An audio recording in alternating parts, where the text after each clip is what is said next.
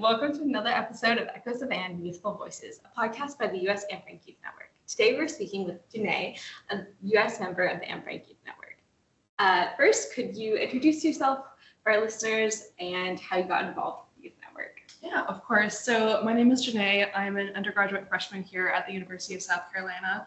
I'm a poli-sci and English major on the pre-law track. And as a part of my honors degree, I have to do an outside the classroom requirement, which essentially means I just volunteer somewhere for a minimum of 20 hours and present evidence of my impact on whatever I was volunteering in. So last semester, I took a history of Nazi Germany class, and he gave us the option to volunteer here at the Anne Frank Center. So I decided to join as a volunteer, and I've been volunteering here ever since. What have you been doing while you volunteered here? So I give tours. So in the fall, we have U101 tours, which is like University 101 classes here at the university. And we also do public tours. So once per week, maybe more if I need to fill in the space for someone else, I'll do a public tour of the facility, teach people Anne's story, as well as just what it means to be like an upstander, not a bystander. No, I think that's great. So this month's theme for the U.S. Anne Frank Youth Network is democracy. How would you define democracy as a political science major? So from a political science point of view, it's essentially a form of government where power is invested in the people. So there's a couple different versions, the most common being representative democracy. So the people will elect representatives to represent them and their needs in politics based on what they want to see in politics, what they want to see happen. And so typically it's through like a voter system, but there's also like direct democracy where people directly vote on legislation. But representative democracy is like the most common, which is what we have here in the United States. Perfect. A more fun version of that last question is, what are how would you define democracy in 3 words? So what are the key aspects that you think are crucial to a democracy? I would say there's two ones that I could do. I could say it's either people facilitating politics or people facilitating power, because in the sense of democracy, power and politics, they go hand in hand. So like power is vested in people, so you use your vote to make the change that you would like to see. And so I think like people facilitating politics is a good way to say it. Well, I think that's great definition. Thank you. People often talk broadly about core democratic values. What values or principles do you see as being the center of democracy, or what more broadly, like what do you find to be the foundations of democracy? I would say a good starting point for that is fairness, fairness in representation, fairness in what the people would like to see. The whole point of it is that everyone gets to say idealistically in what they would like to see happen in politics or what they would like to see for their representation. So I definitely think that is a good start. I would say active participation is another, because it is based on what voters would like to see, what members of or citizens of a nation want to happen in their legislation. It also depends on like active participation, making sure you know your representatives, you're voting accurately, and you're able to like kind of know what's going on in government. No, I think that's great. I think the active participation is such a crucial role, since if you're not active, there's no way for your voice to be heard. Exactly. Yeah, which is like a big concern, especially now. With so many people like just getting involved in voting and all of the like political polarization we're seeing, active participation is definitely something that we need to encourage people to do more. Yeah, no. So the people just starting to get into voting, young people like ourselves. Exactly. You are a young person, you're a college student. Are there any classes in particular that you feel have really informed your views on democracy, or how democracy works? Yes, for sure. The history of Nazi Germany class that I mentioned I took last semester, it was really eye-opening for me to see like what it takes exactly to kind of corrupt a democratic nation, because Germany was a proportional voting system where like people who are voters, they don't vote for a specific representative, they vote for a specific party. And then whatever percentage of votes that party received is the percentage of votes that they receive in parliament. So you don't have to get like a 50+1 majority vote. You just have to get a higher percentage than all of the other parties.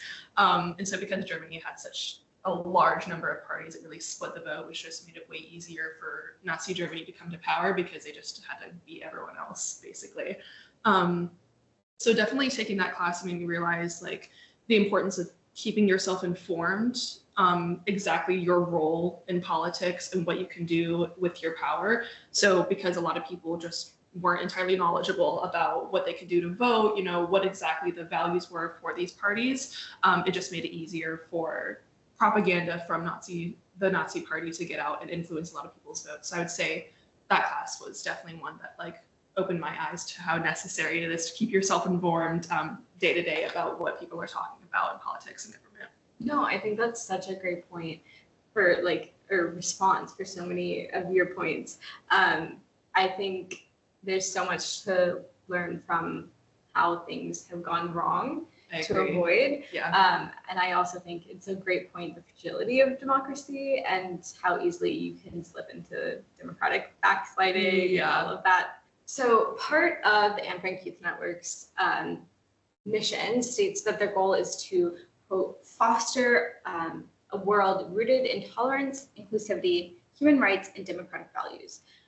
What role do you think that democratic values has in that list?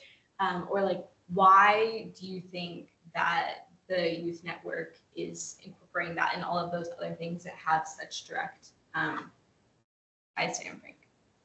So I would say that inclusivity and tolerance are the ones that jump out at me the most, because specifically with Anne's story, the reason that the Holocaust was allowed to happen is because people were not tolerant of other viewpoints, other religions, and there was no inclusivity in government with those viewpoints, because even if you weren't religiously Jewish, you were only ethnically Jewish, or vice versa, you considered yourself one or both, or maybe none.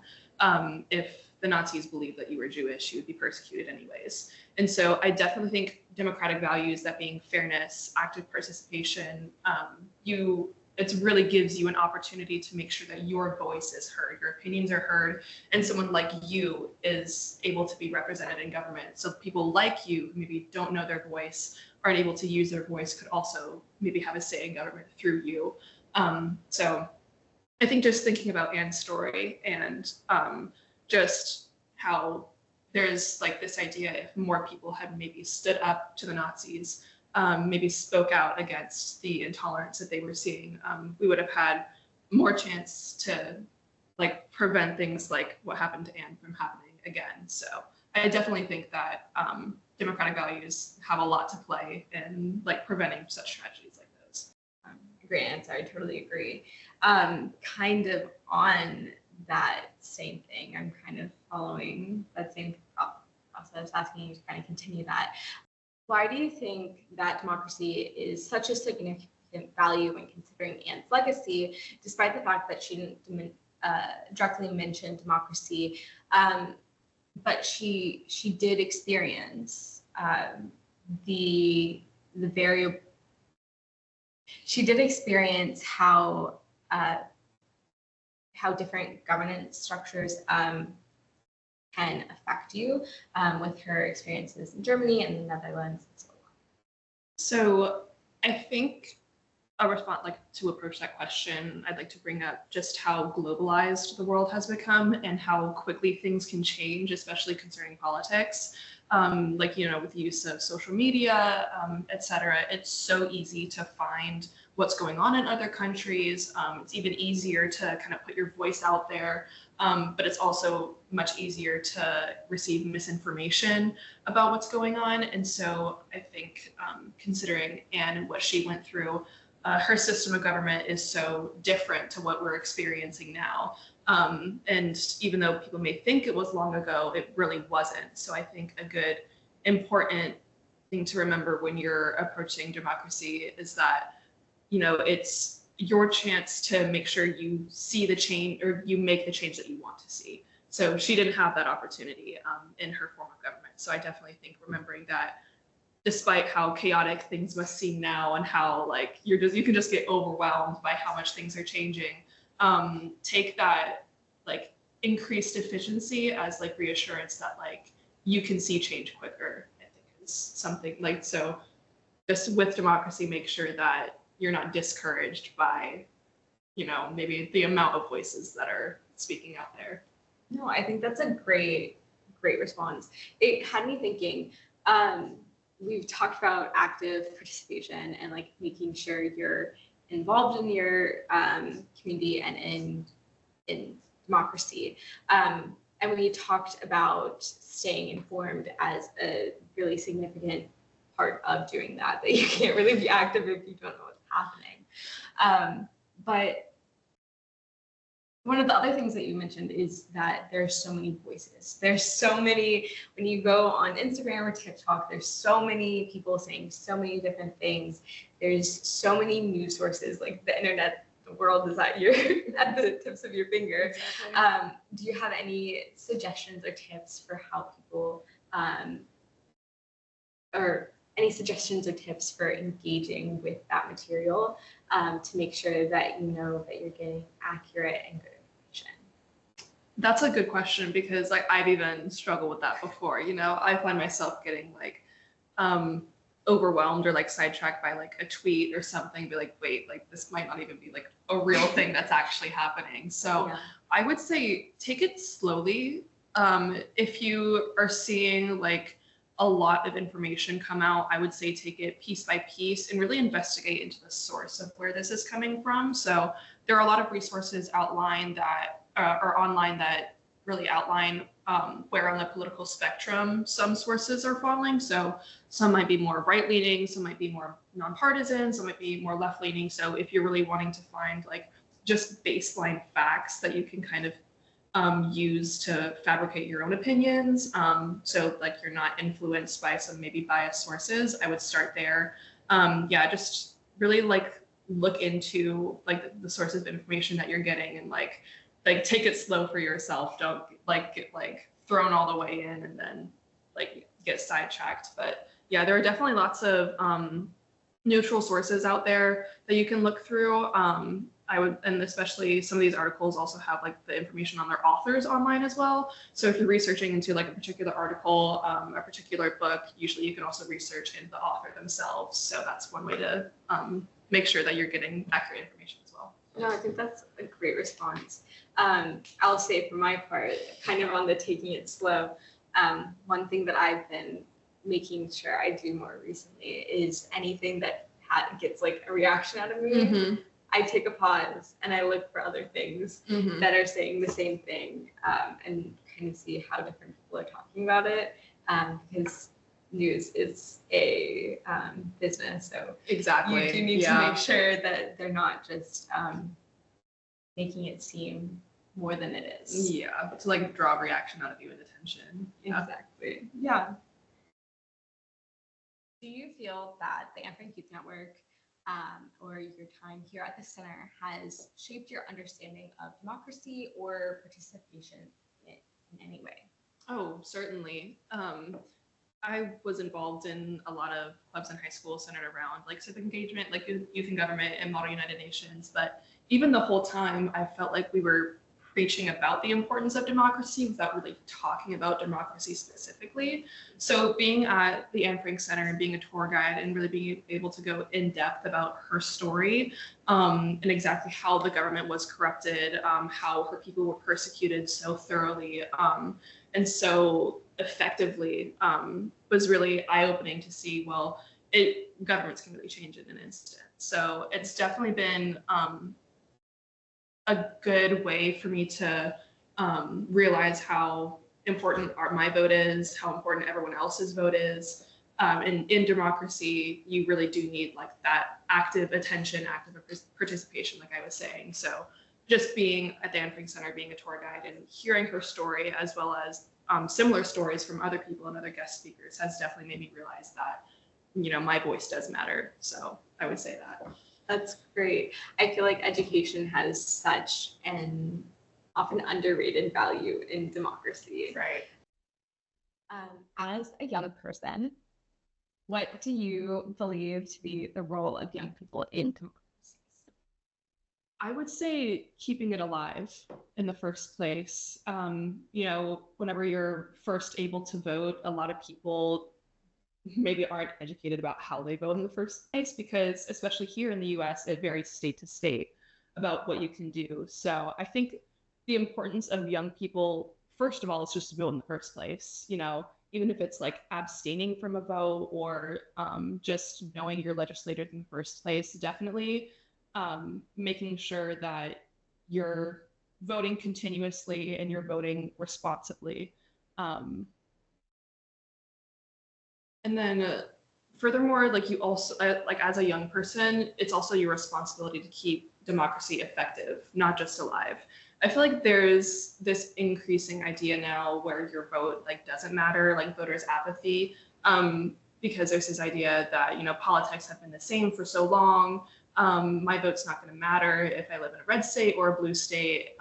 My singular vote isn't going to change that. But I feel like that mindset specifically is exactly why things have never changed. I feel like if more people realize just how powerful a single voice can be, like Anne's, she didn't realize the extent of her voice. She hoped to be an author. She hoped to influence other people one day with her voice. And it was only after her death that she was given that opportunity by her father. So I think if more people realized how powerful their voice can be, that's definitely one thing that can uphold their place in democracy and really like solidify it as a political institution. Finally, is there anything about democracy that you want to leave with the young people listening in? I would say just start getting involved. Find a political interest group that you're interested in. Maybe it could be on environmental politics or something on civil rights. Find one that really resonates with you and just get involved. I know if I were someone who wasn't like as civically engaged, I feel like something that would be useful for me is to just find somewhere where my voice can be heard and I feel like I'm actually making a difference and contributing to the conversation. So whatever you're interested in, whatever you find your niche is, if you want to be more civically engaged, more involved in politics, democracy in general, I do think definitely finding something that resonates with you and that you find important is a good way to start. No, I love that response. I feel like sometimes reaching out to representatives or doing some of those more on the more directly political things can feel really daunting. So I think finding groups of people that you agree with, that you can talk through about politics, and that y'all can do things as a group can make getting involved a lot more accessible. So I love that. It makes it less intimidating. So definitely, it can feel so scary. Like, what am I doing? But I think that can definitely really help people get involved. Yeah, I agree. Today we spoke about what democracy is, its role in the Anne Frank Youth Network, and the importance of young people in democracy with Janae. For more on our March-themed democracy, or to learn more about the US Anne Frank Youth Network, check out our Instagram at us.AnneFrankYouthNetwork. Thank you so much for listening, and we'll see you in the next one.